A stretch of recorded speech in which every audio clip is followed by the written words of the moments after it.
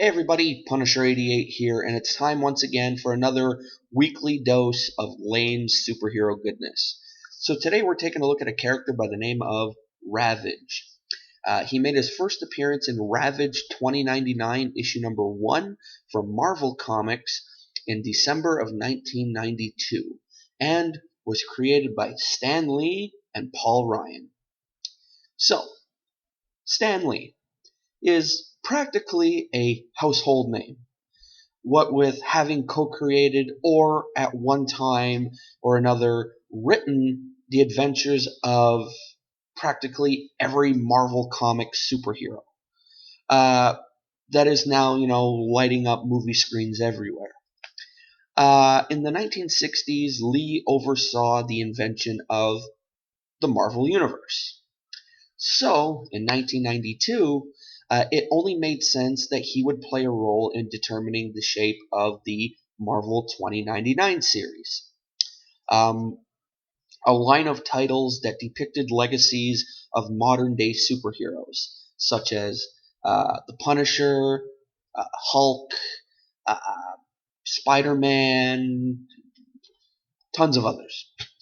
Most of the books focused on the descendants of already established superheroes of the 20th century, but one of the title characters was brand new, and that was Ravage.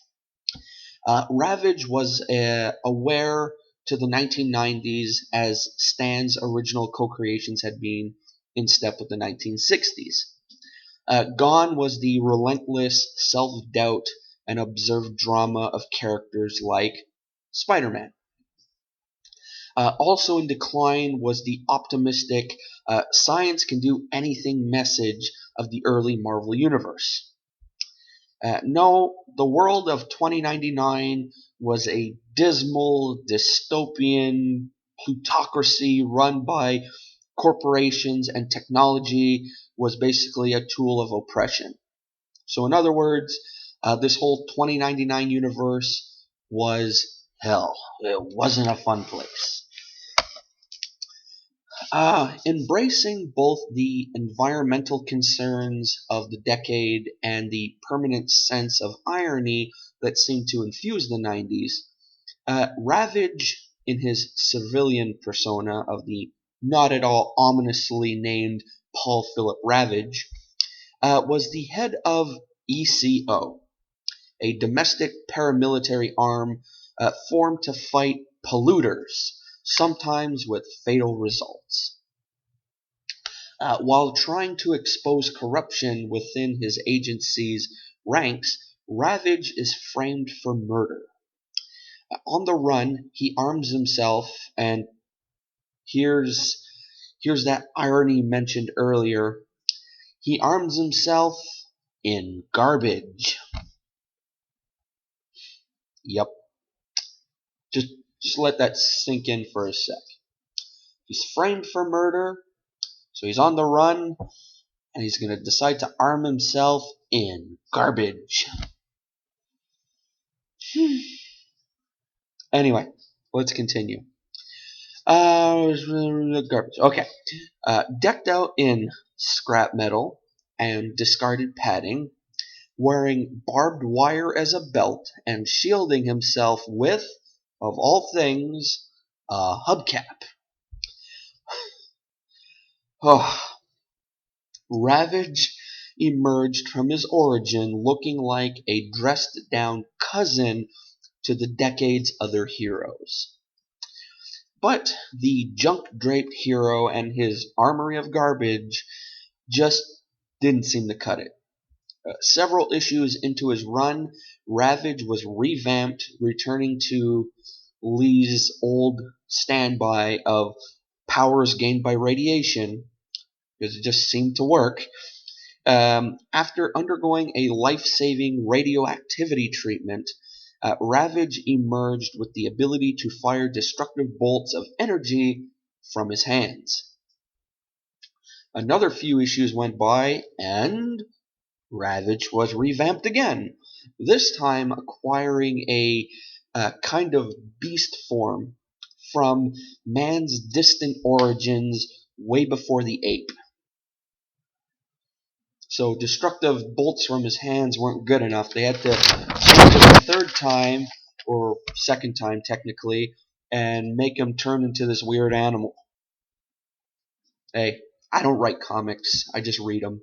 Anyway, complete with animal senses, deadly claws, and weird horns, Ravage ended up as a snarling man monster flying around on a mutant bat. You know, when you read it out like that, I'd prefer the guy who arms himself in garbage. But anyway, where Ravage might have gone next is anyone's guess. At the end of his final appearance, he winds up dead at the hands of 2099's version of Doctor Doom. It's quite an end. But anyway, that's probably now the reason why Stan Lee doesn't really have a hand in creating too many heroes anymore because of Ravage. But anyway, so there you have it, folks. Another lame superhero. And let me just apologize to any, if there is, Ravage fans out there on me sounding like I'm harping on the character or anything. I'm in no way trying to, diss any fans out there who happen to like this character. Or any character that I feature in this series. So, alrighty. So again, I hope you enjoyed this weekly segment, I guess you can call it. If you did, give her a thumbs up. If not, give her a thumbs down. If I get a thumbs down, well, you guys know the drill. It just means I have to work harder on trying to please you guys. And if you enjoy videos like this one, take a look around my channel. I got plenty of them now. And if if if you're into comic reviews, I do 2 a week. I do one on Thursday, which is a current book, and this week's this week's book is going to be pretty good. It's We Stand on Guard, issue number 1. So stay tuned for that tomorrow. And also, I do a review on Saturday, and it's one of either a back issue book, a hot topic book, or something that just really catches my eye. Also, if you're into unboxings, I do one every 2 months since I am a member of the Marvel Collector Corps. So there's that. And yeah, while looking around, make sure to comment on any video you like, because I love reading your comments. And of course, like or dislike anything. Yes, I did say dislike, because let's face it, no one's perfect, right?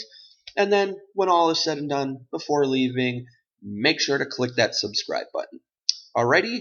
So, till tomorrow, this is Punisher88, signing off. See ya!